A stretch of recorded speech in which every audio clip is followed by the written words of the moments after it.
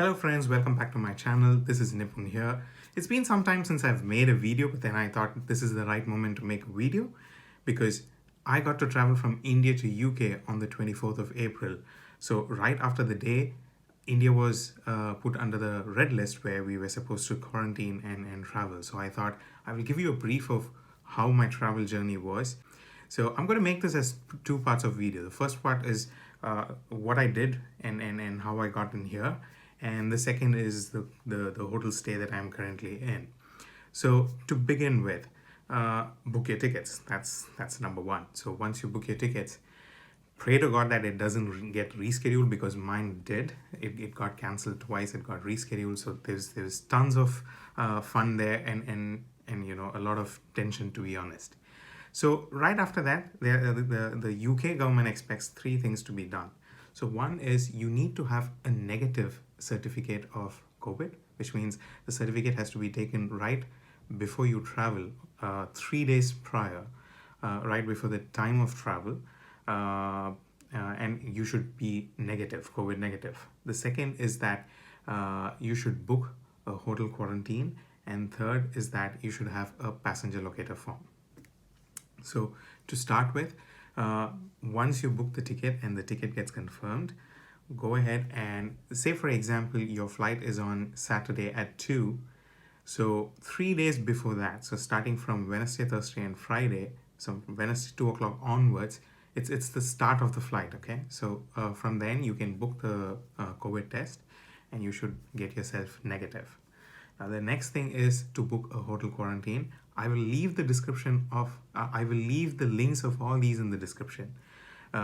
You'll have to go ahead and book a hotel quarantine. So the hotel quarantine is like 11 nights, so 10 days and 11 nights with the first day considered to be day 0. And there's going to be a test done on day 2 and a test done on day 8, which as I get with the test, I will make videos eventually. So once that was done, I went ahead and booked. Of course, when I booked, it said no rooms available. It was a shock of my life. But then there were links where it says try another hotel, and I did that, and I was lucky to get into Holiday Inn. So that was the next step. So first, when you book your ticket, it goes and it'll send out an email saying that which hotel you are staying in. So do remember to take a note of that, and then another email would come back from the CTM which says the confirmation number and an invoice number. That invoice number is what is needed for your passenger locator form or the PLF. And so ensure that you get 2 emails, not just the first email alone, but the second email too. First email has the hotel address. Keep a note of that because right when you get in, they ask that question. And the third thing that you have to do is right before 48 hours of flying, you will be able to fill the passenger locator form. The details are almost the same thing. Have you visited any countries? Where have you been? So India is red listed, so that's directly mentioned there. And then your passport details, the date of expiry. Are you coming in a BRP or how are you coming in? Well, that's the other question that I had, whether a person with BRP can travel. Yes, a person with BRP can travel. And just to avoid all that confusion, yes, a person with BRP, a valid BRP, can travel and get into the UK. So that's the first set of part. And once you have all these 3 forms, do ensure that you take a printout of every single form. Do not hesitate to take printouts.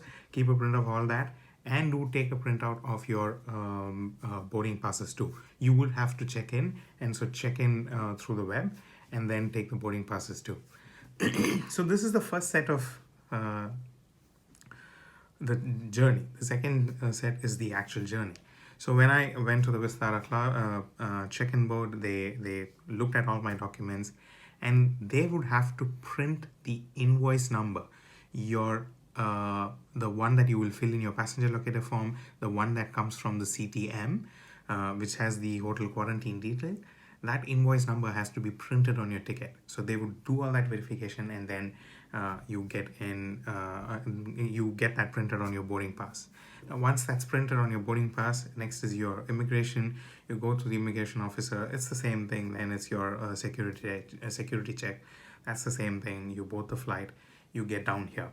So here, when you get down, seems to have run pretty fast, but then it took some time. I landed at 6:45, and finally I ended into the room only by 10:10.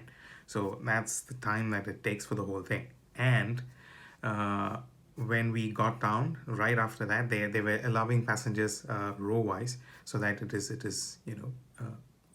they could control the crowd. Right after getting down from the flight, they had asked for the passenger locator form. So the passenger locator form was checked, and then we went into the immigration counter. So I've never seen in UK all the officers sitting at the same time. It was surprising because just one flight. It was just one flight.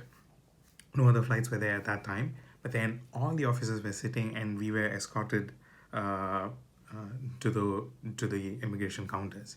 So right at the immigration counter, for me there was not much of questions. They checked my BRP, they checked my passenger locator form, they checked my negative certificate of COVID again back here, and so it should be an ICMR approved COVID negative test. So they checked that, they checked the passenger locator form and the CTM form. So once they checked all these three, they asked if I am a passport holder or a BRP card holder. I showed my BRP and my Indian passport.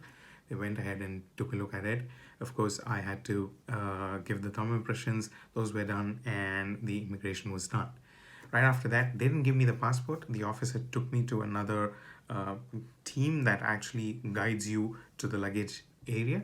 So they got my passport. They made me stand in a queue, and they said they are allowing people on batches. And then that once I stood in the queue, they gave back my passport. Once that passport was given, I was walking through the queue. It's pretty clear. They have laned it all, lane marked the whole thing. So went to a desk where they're noting down your name, your passport number, and the place of where you're staying.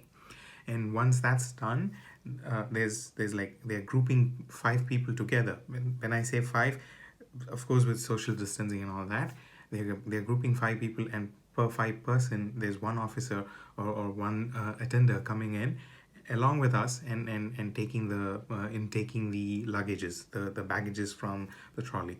So by the time I reached there, the baggages were all kept outside. So we went ahead and all I had to do was just take my baggage and come.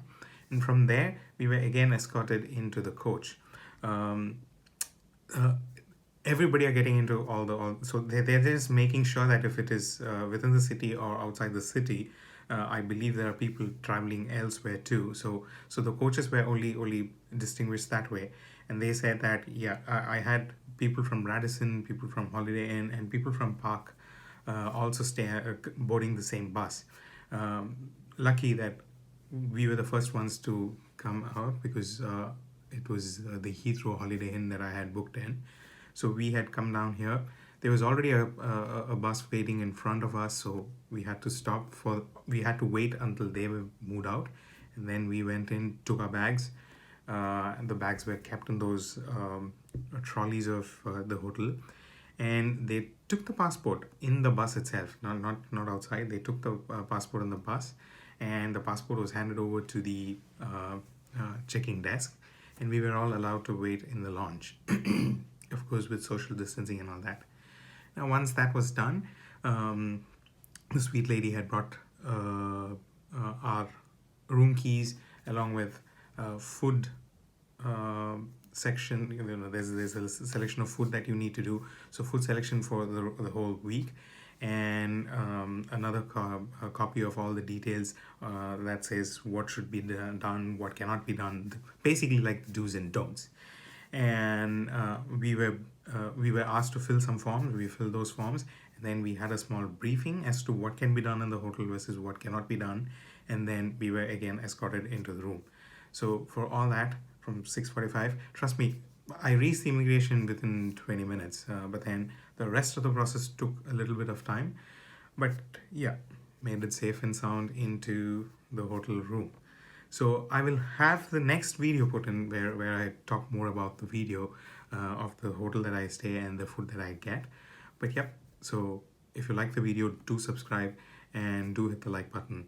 Thank you for watching. This is Nipun here. Bye.